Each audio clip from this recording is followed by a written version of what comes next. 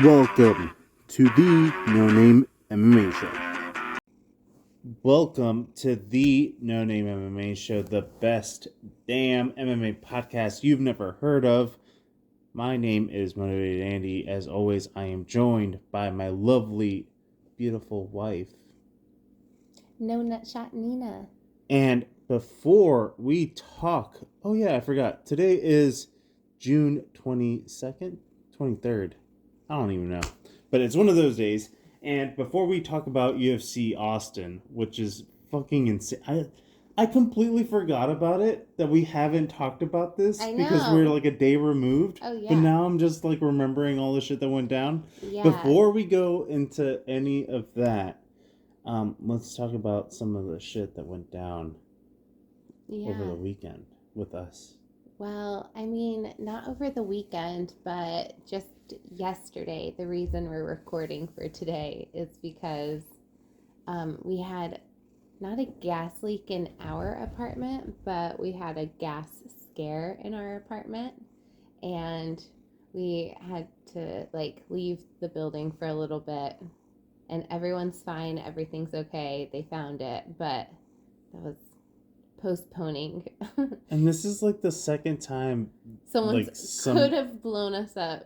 I know, I was thinking that last night when I was going to bed, and I was about to be like, babe, this is the second time we could have blown up. Straight up. Living here. Triggered. Crikey. But yeah, no, that was the vibe yesterday. So that's why we're recording Thursday instead of Wednesday. Yeah.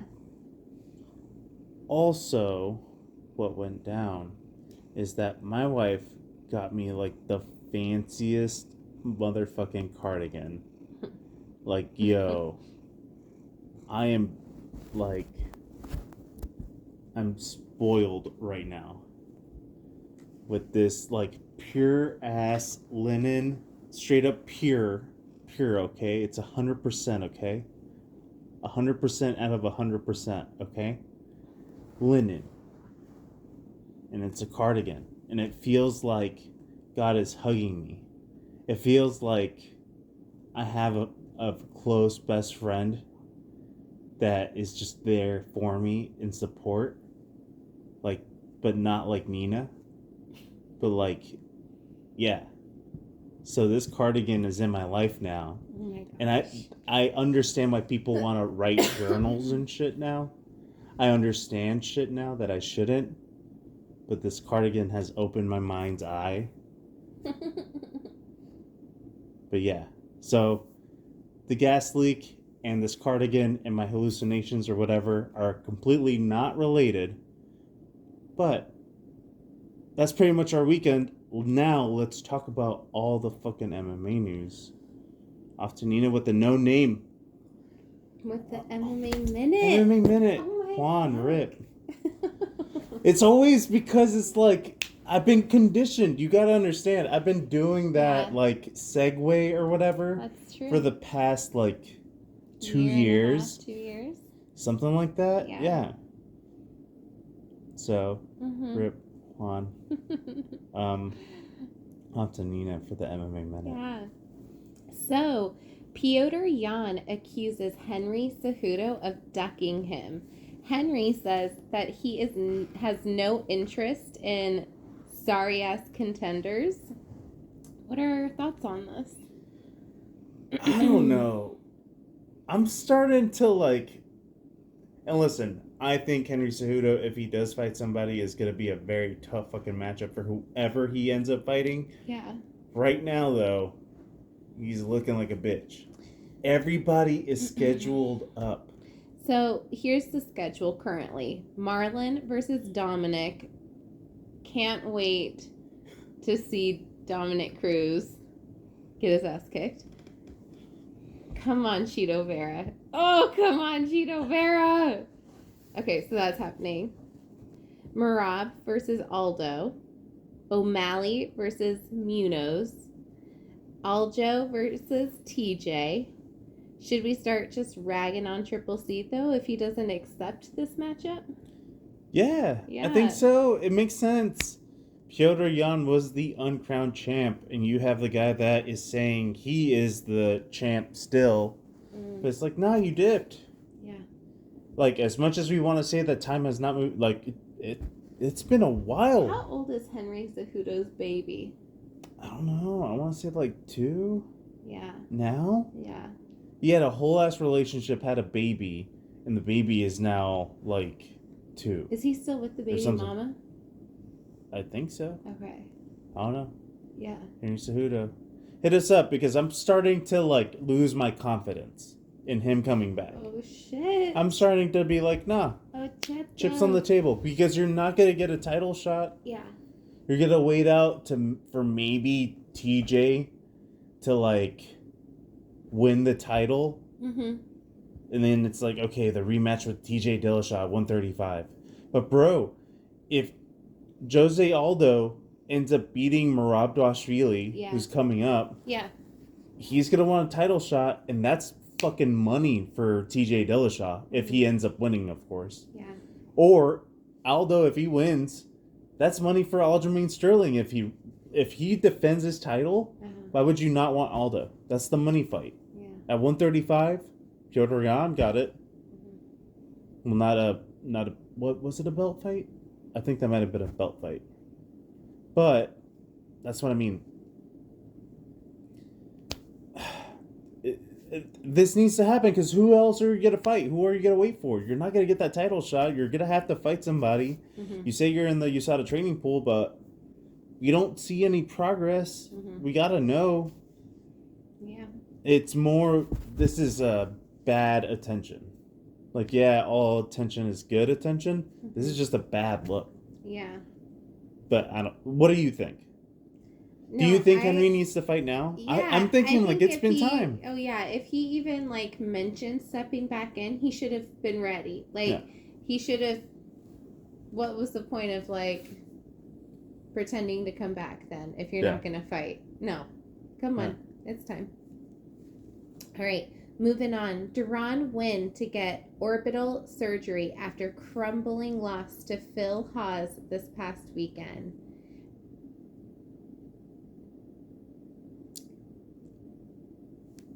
I mean, I feel bad, because it's like, it's funny that he looks back and reflects on it, and it's like he's taking it on the chin well, but you gotta understand, this is nothing but the top at the UFC, and Phil Haas is not even at the top. Mm-hmm. So there's got to be a realization by Wynn that he needs to go down. Mm-hmm. Like, at least to 170. Mm-hmm. I'm sorry, you are 5'6". Yeah. At 185. Yeah. And what I was saying was just like, I don't need to. That's like fighting Izzy, right? Yeah. Yes. That's where like I'm already, like, right off the bat gonna assume that his reach disadvantage to Phil Haas was at least half a foot. And I bet you if I look it up right now, it's probably at least 6 inches that he's missing out on 100%. Most opponents, because most of them are going to be 6 foot even or 6'3". Mm-hmm. Yeah, you might get some 5'11s in there. Mm-hmm. But at 185, you're saying you can't make Jorge Masvidal weight? Mm-hmm. Nah, you're not that dense. Mm-hmm. I'm sorry. It's like Kelvin Gastelum. Kelvin Gastelum, that's what I mean. Like, Kelvin Gastelum is small for 185. Mm-hmm. And he is bigger than Deron Winn by like at least like 4 inches. Yeah, maybe he likes to eat. I mean, yeah, but when you're a professional athlete in combat sports... Yeah, no, it's bringing you down in a hilarious fashion. Like... Yeah. It's like, how much do you... Okay, fine. Yeah. Like, if you don't want to go through the effort of, like, kind of just eating clean and just fucking doing the shit, like, nothing but chicken breast and, like, greens and rice. How tall is Cheeto Vera? Cheeto Vera is probably, like, 5'7". And how much? Sean O'Malley's does 5'10". Chito Vera Sean weigh? O'Malley 135 is 5'11" or 5'10". Yes. But that's what I mean. Like, yeah. he is fighting at 135, and you got 50 pounds on him. Yeah. Like, he in terms of his size, to be completely honest, should be fighting 155. So it's like, okay, like, you can't make 155, obviously, because you're fighting at 180. You're cutting weight. You're cutting water weight to make 185. If you're gonna be little like that, you gotta be fast as fuck, boy. Yeah.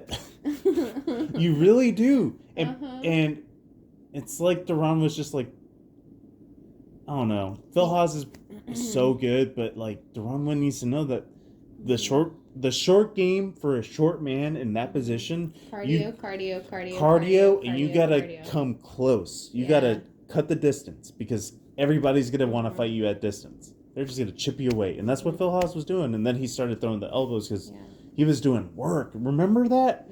Like, that fight was gnarly, and then Phil Haas started throwing elbows. Like, okay, you're gonna come close, I'm gonna throw elbows.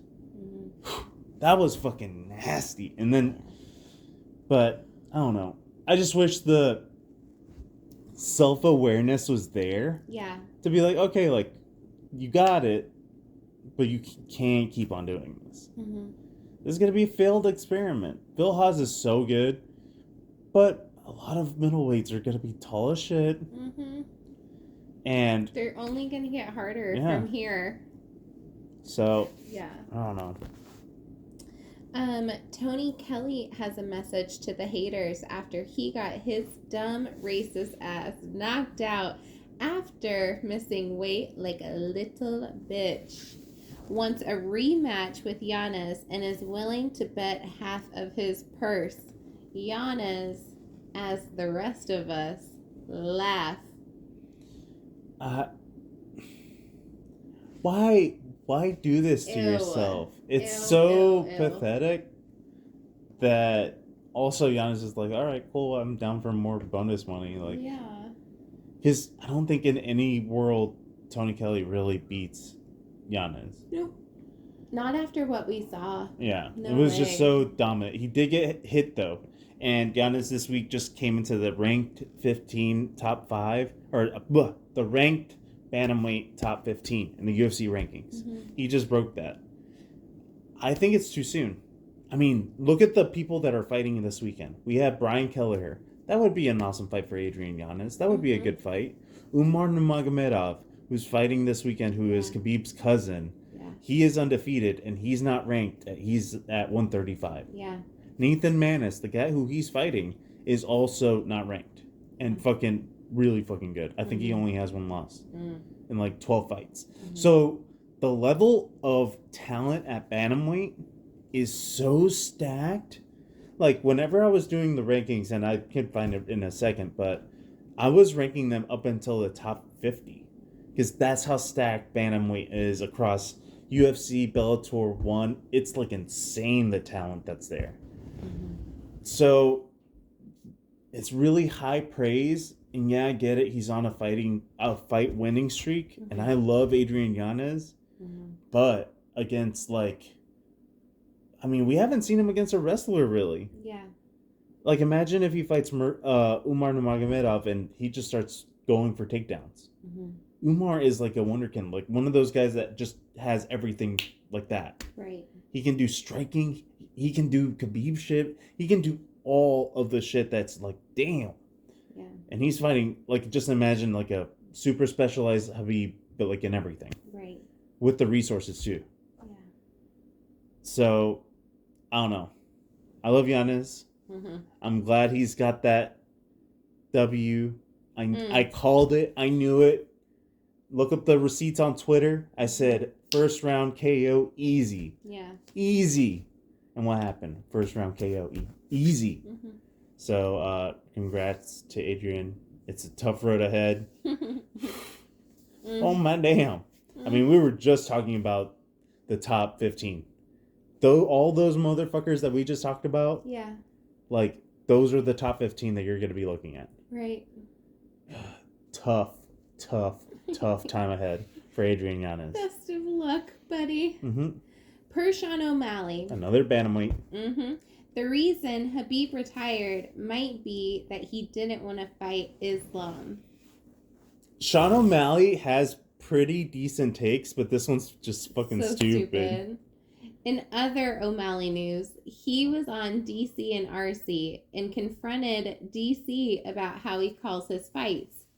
DC on his show, DC and RC, says that he doesn't care what fantastic little fighter Sean O'Malley wins or loses, saying that I really don't care that much because, again, I have so many championships at home. DC also had that run-in with Phil Hawes this past weekend, and DC on his YouTube channel goes into why that happened. Yeah. Concerning DC, people are getting away with like poking this friendly bear. I know. I feel like, where is the respect? I'm just saying, like, DC, even with the hurt back, will like eat you. Yeah. Like, Sean O'Malley, you are a toothpick to him. Yes. And that's where I think Sean is trolling him a bit. Yeah. But DC's a sensitive baby, with all due respect. And, you know, where is the respect also? So he doesn't quite get it because it's like, dude, what the fuck? Like, also because he's chill too. Yeah. DC could be that motherfucker if he wanted to be. But DC's so fucking chill that people just like... he's a nice guy. Right. Yeah. He's just like a decent person. Yeah. So it's disheartening to see people like be sensitive like that. Yeah. It's just like, so what if I did pick him? Like, what if I did pick you? Like, what does it matter? Yeah. Like, what the fuck are you gonna do? Really? What the fuck are you gonna do here? Yeah. It's that same exact Denzel Washington moment from fucking Remember the Titans. Yeah. It's that whenever the kid was like talking down to him and he was just like, but wait, who's daddy? Remember when we go to training camp, who's daddy? And he's just like, you. That exact same moment with Phil Hawes, whenever he was just like, yo, watch the fuck out. Like, you're tripping a little bit. Like, Phil Hawes knew, like, DC's, like, riled up. And DC's, like, now retirement weight DC. Like, yeah, he's probably keeping up in wrestling and some other stuff, but retirement weight, like, you're looking at a beefy 260, like, big motherfucker. Yeah. So he can just bend, he can just flip you the fuck over like it's... Look what he did to Stipe Miocic when he was, like, fighting. What do you think he's going to do to you at 185? Like, he's just going to fucking throw you around like you're an ant or something. Yeah. So, he goes into that about Phil Hawes, and he's just like, all right, we used to know the same manager. The manager, I guess, made it sound like I had picked Deron Wynn to fight him.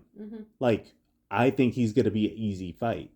He got it confused and then came after me, which is like, okay, that makes sense. Plus, he just won the fight. Yeah. So he's like hyped up on adrenaline. Yeah. And it's like, I'm DC. Like, what the fuck? Like, you don't treat me like that. So, yeah, I just think fighters need to stop being so sensitive. Yeah. But I think that's a common theme with fighters. Like, as tough as they are to fucking... Let's be honest, they're fighters. They're not... Right. Like, really the most well-versed in expressing themselves, probably. Exactly. If you're crazy enough to be a fighter, you probably don't express yourself like the average person. Exactly. So... Yeah, so you're... What do you expect from these guys, too? Right. But DC is like that, not in tune with himself, dumb or anything, right? But just like, yeah, that's your medium. But I think my favorite thing out of the whole debacle with Phil Hawes, Sean O'Malley, is I noticed the tick that DC has where he's.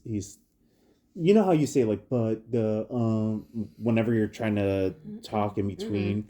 So, filler words. Yeah, he's, like, he'll start a sentence and then he'll be like, so he talked to me about, like, this, but it's like, in reality, like the reality is Mhm. like, and I'll say like the reality is though, and I then saw that DC had an interview with Steve-O, and he kept it was that the reality is, and then Steve-O was on a different podcast that I had watched the same day, and he kept on saying the reality is though, and I was just like, damn, DC incepted Steve-O.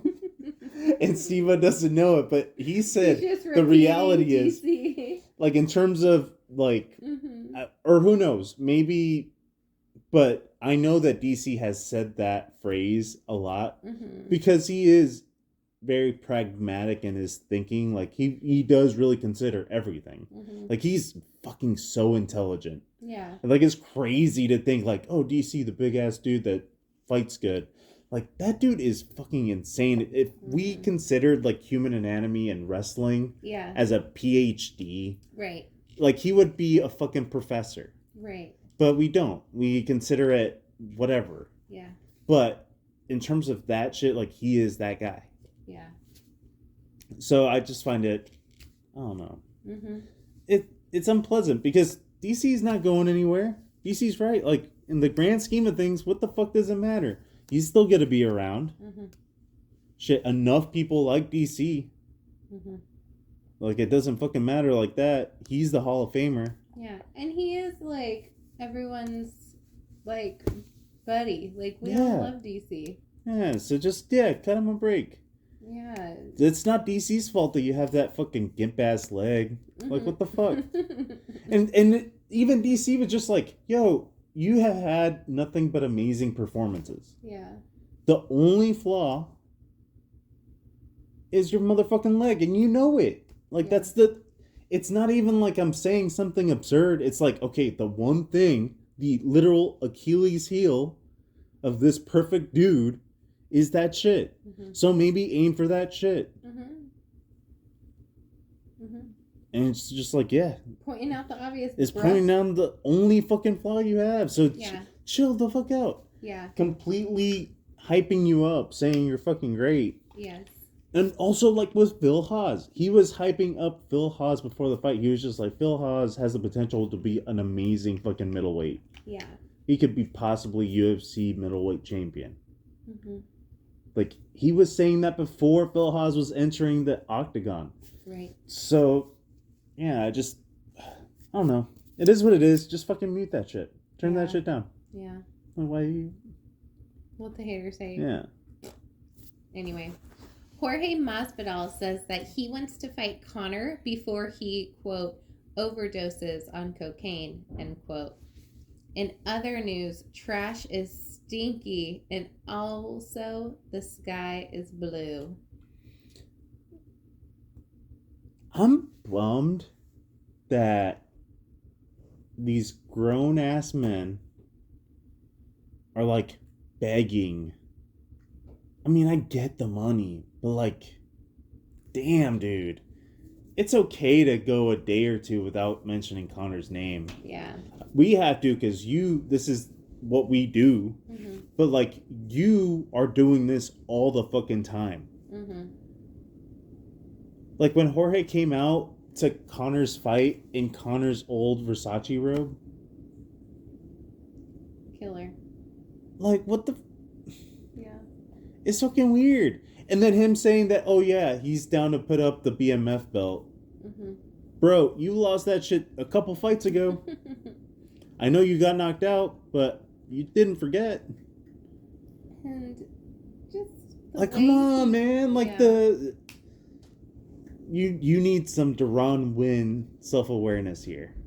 And another fighter that I fucking love, Kevin Holland. He just keeps on calling for Nate Diaz. And I'm sorry, but Nate Diaz is not going to fight with you. Mm-hmm. Nate Diaz, if the UFC is smart, is going to fight Conor. Mm-hmm. Conor with Nate makes fucking sense. Yeah. It just fucking makes sense. Why are we... Whenever this gets announced, why are we going to be shocked? Why do you think Nate is not fighting anybody? Like, why? Why hasn't he fought in like a year and a half? The UFC is keep... Because the UFC wants to make the big motherfucking money fight. The only fight that makes sense for Nate's last fight is that Conor trilogy. What about the we constantly Bam number 2? Right. It's just like we know what it is. Everybody's contemplating these thought. Like, come on, the company that doesn't give a fuck about the fighters to give them a 1%, less than a 1% raise in terms of what they make a year. Yeah. They could honestly give fucking $50,000 to every finish for, like, instead of it being like 4 performance bonuses of the night, they could give every finish on a fight card $50,000, and it would be like adding $8 million to their year. But that's less than 1% of what they make a year, because they're making $100 billion or some shit, or just $1 billion, I think. 100 billion. 100 cajillion. $1 billion. Sure, yeah. But $1 billion. They're making $1 billion, and it's like they can barely give out. Was it $8 million? $8 million in raises. Not to mention that $50,000 was what they were doing back in 2005. So just with inflation, like, you're talking about that $50,000 was actually $32,000 now. Right. So if we're gonna be real about it, they're due for a raise. Damn, and they can't even have sponsors. Right, which they used to make bank for. Now they're getting like, $50,000. Holly Holm should be making more than $50,000 from her sponsor. Period. And she does not even get anything. Anyway, that's it for this week's MMA Minute. Back over to you, honey, for its time. First, we saw a crazy, fucking insane card with 9 finishes. What was the thing that stood out to you the most from that card that was spectacular from fucking beginning to end? We got a fucking spinning elbow finish, an amazing debut, a submission by Holland, and that controversy for the main event. I think, honestly, that Holland fight, that one went in the books for me. Really? I loved that fight. That shit was crazy. That one did it for me. I figured he would have gone for the submission, but I thought it was going to be a tougher fight than it was. With all due respect, Tim Means is a fucking G for taking that fight. Yeah. But no, he made it look easy and he went for the sub. The joke, the entire training camp was choke your chicken, because Tim Means, his nickname is Big Bird. So choke your chicken, get it? Choke your chicken. But that was like the whole motto to this whole camp. So it was like, okay, Kevin Holland by submission, Kevin Holland by submission. Yeah. Kevin Holland by submission, if you were like looking in between the lines, if you were entered into the Matrix and you were like, Kevin Holland by submission, choke your chicken, get it, get it, get it. If you had put like $100, he was at plus 1,000. Kevin Holland by submission. That's so if you would have known what Kevin Holland knew, which also, if Kevin Holland was smart, he probably put a pretty penny on that. I would have. Yeah. But yeah, you would have made a pretty penny. So insane. What about for you? For me, it was dope beginning to end. Yeah. I gotta go with Natalia Silva. For a UFC debut, not having fought for a year and a half. Yeah. She was gonna be the one that was supposed to fight against somebody, and the person that filled in for her was Manon Fior, that French chick. Yeah. And now Manon Fior is ranked and maybe 1 or 2 fights away from fighting for the title. Yeah. That was the spot that Natalia Silva was supposed to have. Yeah. But for whatever reason, she couldn't make it. Hadn't fought in a year and a half. Made her UFC debut against Jasmine Judavicius. That's how I'm going to say her name. Jazz Devicius. Yeah. I don't know. I'm sorry, girl, but I'm trying. But Jasmine kicked Kay Hansen out of the UFC, and she did it in pretty convincing fashion. But Natalia Silva, oh my god. Yeah. To go out there and land 100 significant strikes in your UFC debut through 3 rounds, and the way that she was doing it, she was having fun out there, and she was fluid, and she was throwing all kinds of weird shit, and she was commanding on the ground. Jasmine Judovicius or whatever, sorry. Yeah. She went for 8 takedowns and had only 2 times success where Natalia Silva just got right back up. Like, everything about that debut was perfect for Natalia Silva. Yeah. That shit was insane. That was reminiscent of Anderson Silva. That was that fucking good. Where, like, the opponent is so outclassed. Yeah. That's like, damn. It's almost like instantly recognizing, like, this shit is insane. Like, Max Holloway, whenever he was fighting against Calvin Kattar, I was just like, this shit will never be replicated again. Because it just can't. Natalia Silva doing that kind of debut is special. And I'm going to call it now. That bitch is at least going to be fighting for a title, like, sometime soon. Yeah. Soon. Dang. I'm not saying, like, 6 fights or some shit. I'm talking about, like, 4 or 3. Damn, you think? Really. She's calling for somebody in the top 15. I'm not 100% on that. But also, she could. Yeah. 125 is kind of stale. Yeah. And she was fucking amazing. Yeah. So. Yeah, you're right. We're talking about, like, Lauren Murphy, Miesha Tate, like, that right now? No. But, like, we'll see, like, who loses between Manion Fior and Jessica Eye. I think they're fighting. Let's see who loses. Who loses out of that? Maybe you get that person. Yeah. Prove yourself. But in terms of that performance, that's one of those performances where, like, yeah, you maybe didn't get the knockout, but I remember the name. A star was born. I mean, I don't know. Yeah. Something fucking special, but that shit. If you missed out on the prelims, you already fucked up because always watch the prelims. But at least you got spoiled with the main card. But the prelims people, they're always going for it because they got to. They got to. Not only do you have to win, you have to win. You gotta fucking win and go. Flare. Yeah. All right.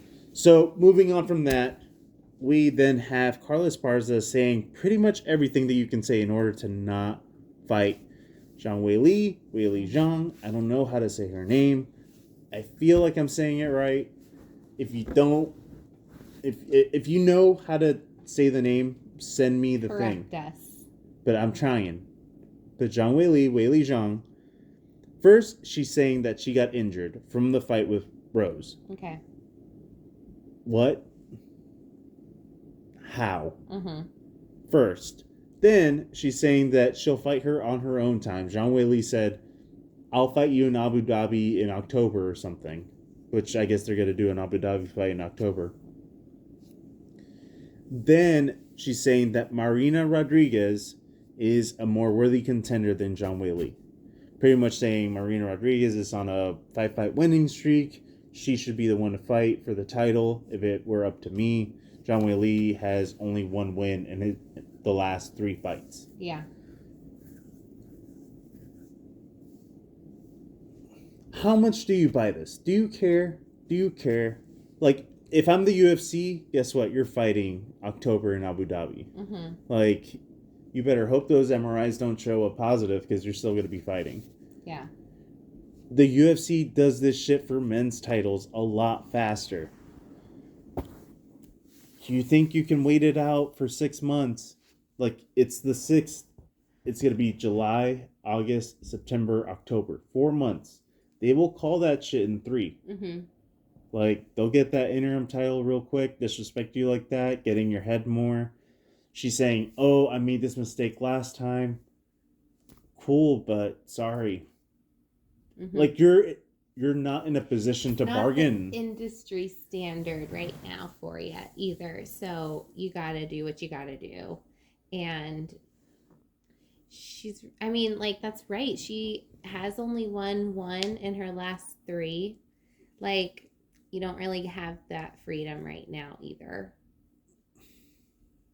Yeah, just I don't know.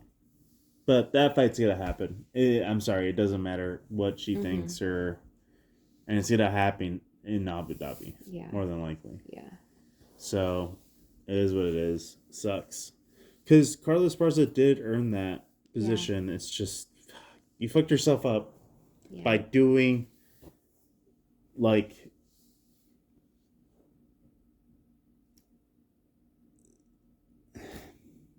You didn't do the thing that you were supposed to do. Fight. You didn't engage. Mm-hmm. You were kind of trying.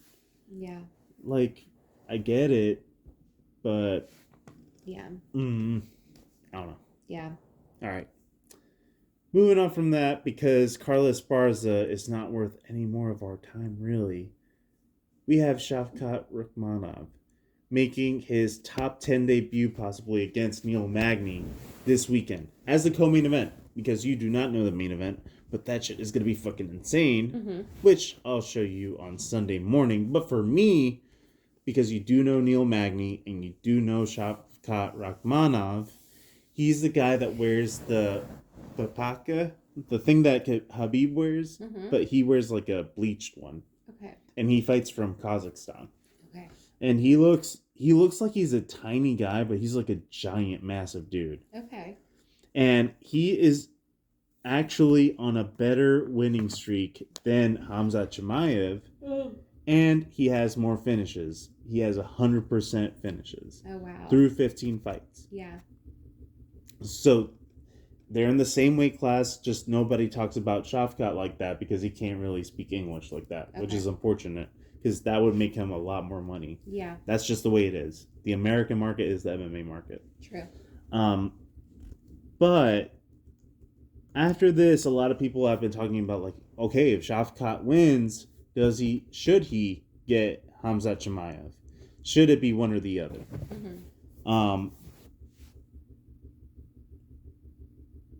I don't know if Shavkat will get that fight. However, I do think he will get somebody in the top 10 for sure. I don't think they're going to keep on lowering him down. Yeah. Who in the top 10 would you like for Shavkat to possibly fight if he beats Neil Magny? If he beats Neil Magny in such a awesome way in a finish, which Neil Magny is that dude, like, he doesn't get finished like that. I know Neil Magny wants Khamzat, right? So the winner of this gets Khamzat, since Khamzat can't get a fight? Yeah. Neil Magny has been begging for Khamzat. That's what I'm saying. He's the only dude that had his arm up the whole time saying, me. I'll fight that dude. Yeah. I say, like, either Neil Magny gets him if he wins, or vice versa. Whoever the winner of this fight fights Khamzat. This would actually be a pretty decent fight. Yeah. Khamzat would be dumb to not take it. But that's the thing. Khamzat is such a golden egg now for the UFC because, I mean, let's face it, Conor McGregor has put out some more footage. I don't know why he's putting out, or who's telling him to put out this footage of him, like, shadowboxing. And I'm not even saying I'm great. I'm just saying, like, he looks labored. He looks like he's having a tough time, like, throwing punches. Really? Like, more than a lot. Like, yeah. But you got to understand, like, he is a professional fighter. He should be able to throw, like, 10 combos in the sun and be fine. Yeah. So, in the top 10, either of these guys, besides Khamzat, who you think they should fight? Has Stephen Thompson fought anybody recently? No. He hasn't fought in, like, a year. He Maybe fought Stephen Jeff Thompson? Neal.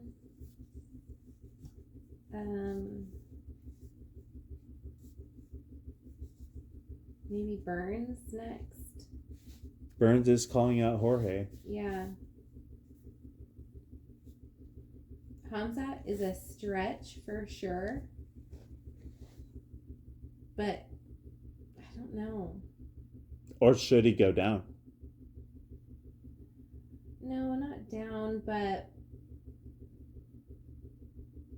yeah, maybe Stephen Thompson. Oh. I think I fuck with your idea. I think the winner should get Khamzat as the reward. Mm-hmm. Especially if either get a finish. Mm-hmm. But if Shavkat can outpace the veteran,